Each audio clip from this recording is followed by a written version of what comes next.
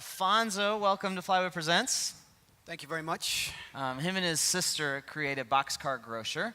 And can you tell us a little bit, there's going to be images you'll see behind of pictures taken in a shop, but can you tell us what you're doing in Castleberry Hill? Well, first I just wanted to start off by saying that this is an amazing thing to be part of, and so I appreciate you inviting us. We're a pretty brand new little business, only a year and a half, so this is very flattering. What are we doing in Castleberry Hill? And so what's kind of going on at Castleberry Hill is that right now Castleberry Hill is a really kind of great example of a community that it's not a low-income community, but it is a community that's kind of at a crossroads. There are a lot of, it's kind of at the apex, if you will, or intersection, if you will, of a lot of different other communities, so that the demographic is very, very mixed. So before we got there, there was no food whatsoever for approximately a 3-mile radius. And we as building owners, we own the property that the store is in, and we tried to get other store owners to put a store in there to no avail. We decided, what the heck, we'll roll the dice, we'll do it ourselves, and we plopped our quirky little store right there in the middle of Castleberry Hill. So you open up Boxcar Grocer. Explain what that is. So the Boxcar Grocer, we are a convenient market that specializes in retailing nutritious foods. At the exact same time, we also sell a lot of local products. Our thought is that local products are a little healthier, a lot less preservatives, but it also gives the consumer a way to feel much more connected to the food that they're consuming, the food that they're putting in their bodies, knowing that it's not coming from halfway around the globe or some random place, but actually coming from right in their backyard.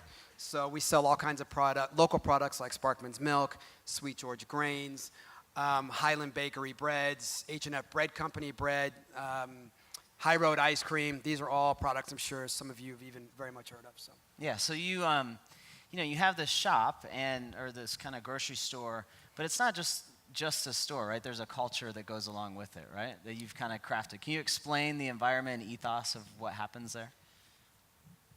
And what's kind of interesting about the Boxcar Grocer, which we didn't expect, was that the Boxcar Grocer really has served to become this very kind of micro community center. One of the things that we learned when we originally were going to start the Boxcar, when we came up with this wacky idea for this grocery store, we thought, well, we're from San Francisco, and we thought, you know what, we'll open this store, we'll plop down at Castleberry Hill, and then we'll get back over to the other side of the map.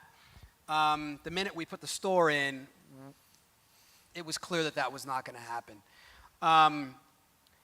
What's kind of going on with regards to the food conversation is that a lot of people talk a lot about food accessibility, low income, just food deserts, all these kinds of things. What we've come to find is that these aren't food issues at all. These are actually community development issues. And by plopping the Boxcar Grocer down into Castleberry Hill, we kind of ignited a bit of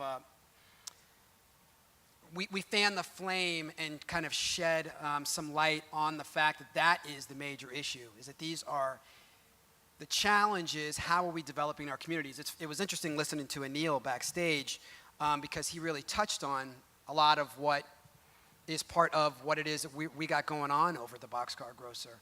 And that people don't want to just shop for groceries. You can do that anywhere. They really would like some place where they can sit down and be able to commune. So. And the community development side, like you're doing the grocery side, but what else, when you imagine, if people haven't ever heard that term before, what all does that involve in a community? What does that involve? I'm not laughing at the question. It's just the most insane thing you could possibly think of. It's kind of crazy. Because community development in our communities, they consist of everything, right? Our communities consist of schools. They consist of third-party spaces. They consist of places where people can purchase food. They consist as well of new businesses. A lot of small communities, such as Castleberry Hill, or even for any of y'all, Grant Park, or Adair Park, or heck, even Midtown at one point was kind of crazy. and that these places had to develop into places where people feel safe, want to live, feel like they can grow, feel like they can insert some innovation and creation so that they kind of get something out of it, right? That's kind of what we would like from our neighborhoods, is to be able to get something out of it. And so what that entails with regards to community development is just really involves being very involved in how businesses develop, how you are making sure that you're speaking to the residential population there, making sure that we're feeding them the food that they even would like to be fed. When we first started out, we had all kinds of crazy food that was perfectly fine, but that people were not really wanting. And so then we put this little, it's very analog, so I'm sure Anil is like, oh my God. It's not very high tech, it was just a piece of paper. And then we just asked people just to write down the products that they would like us to carry. And then we ended up carrying those products. That was our way of engaging our community. So. Yeah, and as a whole, I mean, you guys host, like, you've created like a business association that's rooted out of that community and trying to attract other businesses in it and learn from one another and look at all the properties that exist in that community to determine what you could buy and access to and all those sorts of things. So I love that you started with this little concept of a grocery store and it ended up being like this full community plan that you're embarking on, which is a lot bigger than you probably initially imagined. But you do want to take this Boxcar Grocer and turn it into a larger idea. And so can we show like this idea of the hub and explain what that will be? Can we put the image up? Yeah, go ahead. Sure. So the Boxcar Grocer, again, we are a convenient market that specializes in nutritious foods.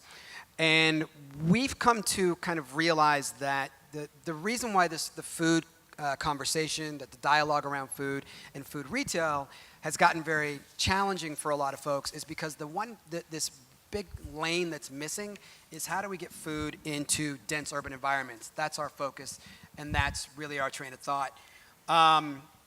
Supermarkets, Whole Foods, and Publix, and all these guys, their business models are for suburban areas.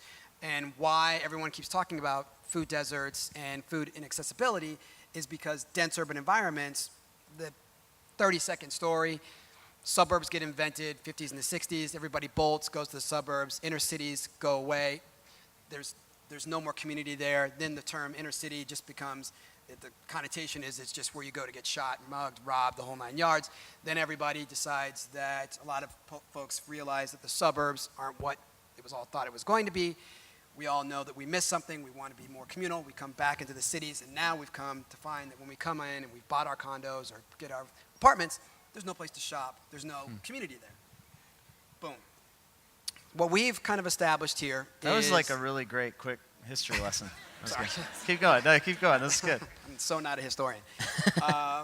But what we've kind of established here is us saying, okay, we recognize that there are these missing pieces, and the one missing piece that we can kind of work with and help with is food.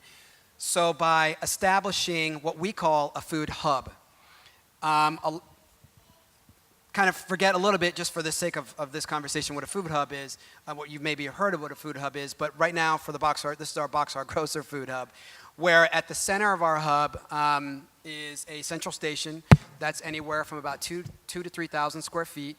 It consists of a grocery store, cafe, kitchen, storage, and retail component.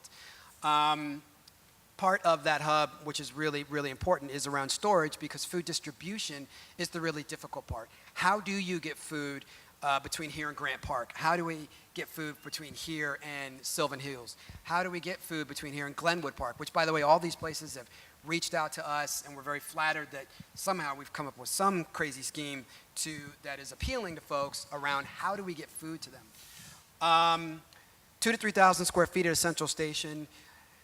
Anywhere from 1 mile to 3 miles away, you have satellite stores around that central station. Those satellite stores are just stores, just retail. Maybe there's a slight cafe component, but otherwise it's just retail.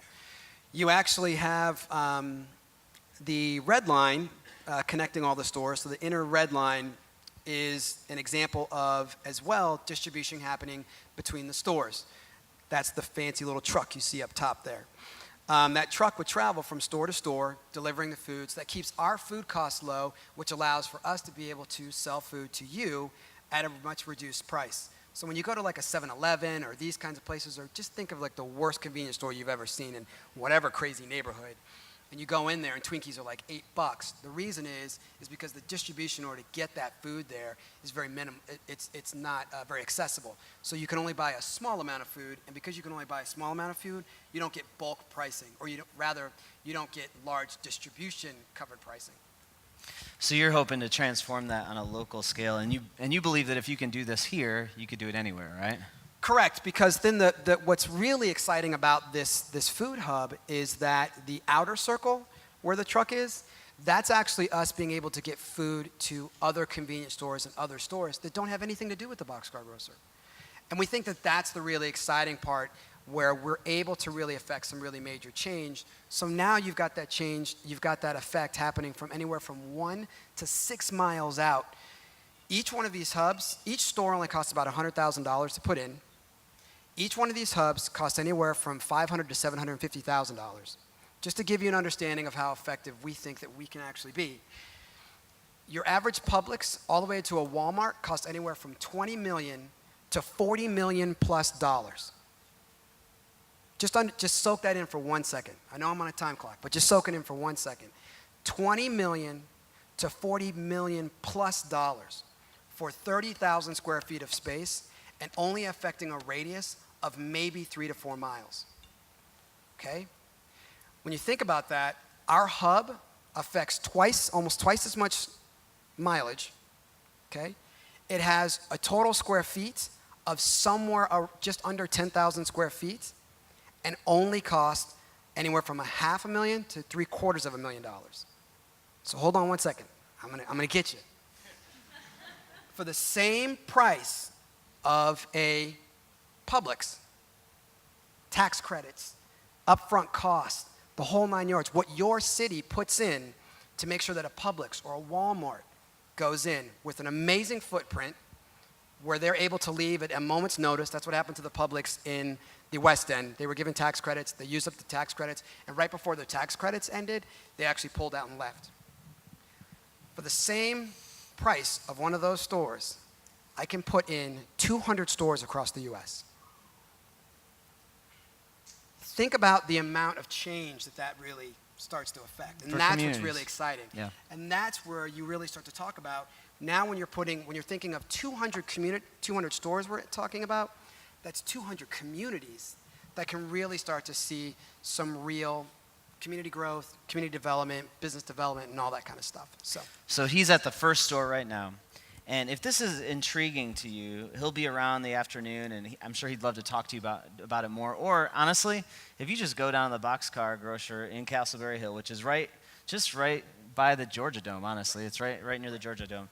He'll talk to you for hours about it there. And unfortunately for you, I will talk to you for hours.